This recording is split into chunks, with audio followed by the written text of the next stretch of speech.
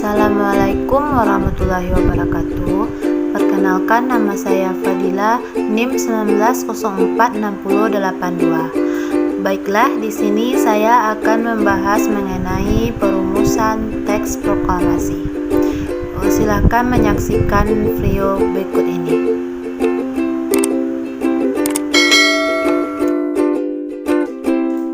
Latar belakang perumusan teks proklamasi. Setelah peristiwa Rengas Dengklok, rombongan Insinyur Soekarno kembali ke Jakarta sekitar pukul 23 waktu Indonesia Barat, tepat pada tanggal 16 Agustus 1945.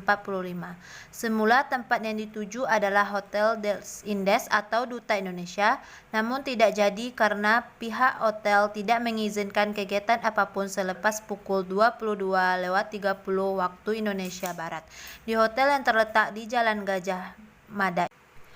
Pada paginya juga sudah direncanakan pertemuan anggota PPKI, tetapi pihak Jepang melarangnya. Demikian Ahmad Subarjo membawa rombongan menuju rumah Laksamana Maeda di Jalan Imam Bonjol nomor 1. Di rumah Laksamana Maeda telah hadir para anggota PPKI, para pemimpin pemuda, para pemimpin pergerakan, dan beberapa anggota Chuo Sangiin yang ada di Jakarta. Setelah berbicara sebentar dengan Soekarno, Muhammad Hatta, dan Ahmad Subarjo, maka kemudian Laksamana Maeda meminta diri untuk beristirahat dan mempersilahkan para pemimpin Indonesia berunding di rumahnya. Para tokoh nasionalis berkumpul di rumah Maeda untuk merumuskan teks proklamasi. Tokoh-tokoh dalam perumusan teks proklamasi. Yang pertama yaitu Insinyur Soekarno. Soekarno atau Bung Karno lahir di Surabaya tanggal 6 Juni 1901. Sudah aktif dalam berbagai pergerakan sejak menjadi mahasiswa di Bandung tahun 1927. Bersama kawan-kawannya, ia mendirikan PNI. Oleh karena perjuangannya, ia seringkali keluar masuk penjara. Kemudian pada zaman Jepang, ia pernah menjadi ketua putra Chuo Sangiin dan PPKI, serta pernah menjadi anggota BPU PKI. Perannya dalam proklamasi kemerdekaan meliputi penyusunan konsep teks proklamasi di rumah Laksamana Maeda, menandatangani teks tersebut atas nama bangsa Indonesia dan membacakannya di hadapan rakyat, hingga akhirnya bersama Muhammad Hatta beliau dijuluki Bapak Proklamator Indonesia. Yang kedua yaitu Dr. Andes Muhammad Hatta. Hatta lahir di Bukit Tinggi pada tanggal 12 Agustus 1902. Sejak menjadi mahasiswa di luar negeri, ia sudah aktif dalam perjuangan kemerdekaan Indonesia. Ia menjadi salah seorang pemimpin dan ketua Perhimpunan Indonesia di negeri Belanda. Setelah di tanah air, ia aktif di PNI bersama Bung Karno. Setelah PNI dibubarkan, Hatta aktif di PNI baru.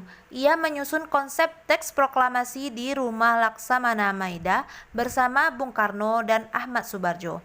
Bung Hatta menandatangani teks proklamasi atas nama bangsa Indonesia bersama Bung Karno. Yang ketiga yaitu Ahmad Subarjo. Ia lahir di Karawang, Jawa Barat pada tanggal 23 Maret 1896. Pada masa pendudukan Jepang, ia sebagai kaigun bekerja pada kantor Kepala Biro Riset Angkatan Laut Jepang, pimpinan Laksamana Maeda. Ia juga sebagai anggota BPU PKI dan PPKI. Ia menjemput Soekarno dan Hatta di Rengas Dengklok. Ia juga memutuskan bahwa proklamasi kemerdekaan harus dilaksanakan di Jakarta. Yang keempat yaitu Laksamana Maeda. Ia berkebangsaan Jepang, menjadi tokoh proklamasi kemerdekaan Indonesia. Ia ikut bersimpati pada perjuangan kemerdekaan Indonesia.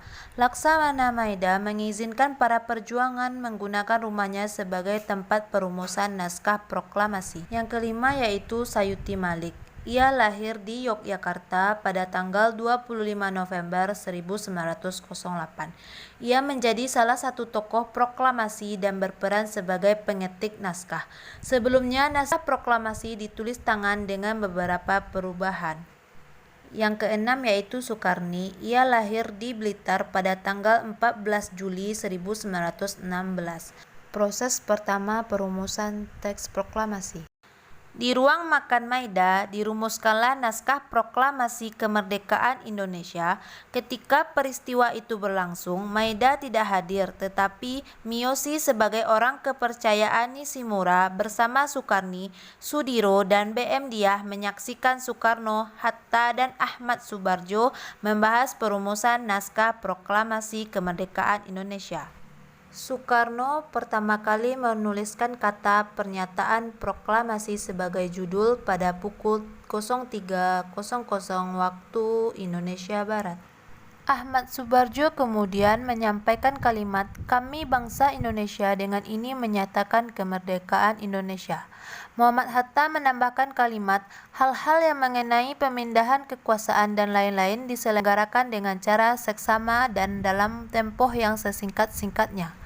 Soekarno menuliskan Jakarta 17/8/05 Wakil-wakil bangsa Indonesia sebagai penutup. Mereka semua sepakat tentang draft itu. Proses kedua, penandatanganan teks proklamasi. Pukul 04 dini hari, Soekarno meminta persetujuan dan minta tanda tangan kepada semua yang hadir sebagai wakil-wakil bangsa Indonesia. Para pemuda menolak dengan alasan sebagian yang hadir banyak menjadi kolaborator Jepang. Soekarni mengusulkan agar teks proklamasi cukup ditandatangani dua orang tokoh, yakni Soekarno dan Muhammad Hatta. Atas nama bangsa Indonesia, usul Soekarni diterima. Dengan beberapa perubahan yang telah disetujui, maka konsep itu kemudian diserahkan kepada Sayyidu Malik untuk diketik. Proses ketiga, perubahan teks proklamasi. Naskah proklamasi beberapa perubahan yang dimaksud yaitu kata tempoh diganti dengan kata tempo. Penulisan tanggal, bulan, dan tahun yang semula Jakarta 17/8/05 diubah menjadi Jakarta hari 17 bulan 8 tahun 05. Tahun 05 adalah singkatan dari tahun Jepang Sumera, yakni tahun 2605 yang bertepatan dengan tahun 1945 Masehi. Kata-kata wakil-wakil bangsa Indonesia diganti dengan kata-kata atas nama bangsa Indonesia. Teks proklamasi diketik, kemudian ditandatangani oleh Soekarno dan Muhammad Hatta. Naskah inilah yang kemudian diketik Sayyidu Malik dan disebut sebagai teks proklamasi yang otentik. Proses keempat, hasil teks proklamasi. Pertemuan dini hari itu menghasilkan naskah proklamasi. Agar seluruh rakyat Indonesia mengetahuinya, naskah itu harus disebarluaskan. Timbullah persoalan tentang bagaimana caranya naskah tersebut disebarluaskan ke seluruh Indonesia. Soekarni mengusulkan agar naskah tersebut dibacakan di lapangan Ikada yang telah dipersiapkan bagi berkumpulnya masyarakat Jakarta untuk mendengar pembacaan naskah proklamasi. Tetapi Soekarno tidak setuju karena tempat itu adalah tempat umum yang dapat memancing bentrokan antara rakyat dengan militer Jepang.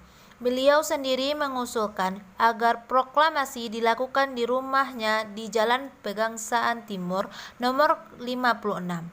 Usul tersebut disetujui dan naskah proklamasi kemerdekaan Indonesia akan dibacakannya bersama Hatta di tempat itu pada hari Jumat tanggal 17 Agustus 1945 pukul 10 waktu Indonesia Barat di tengah-tengah bulan Ramadan.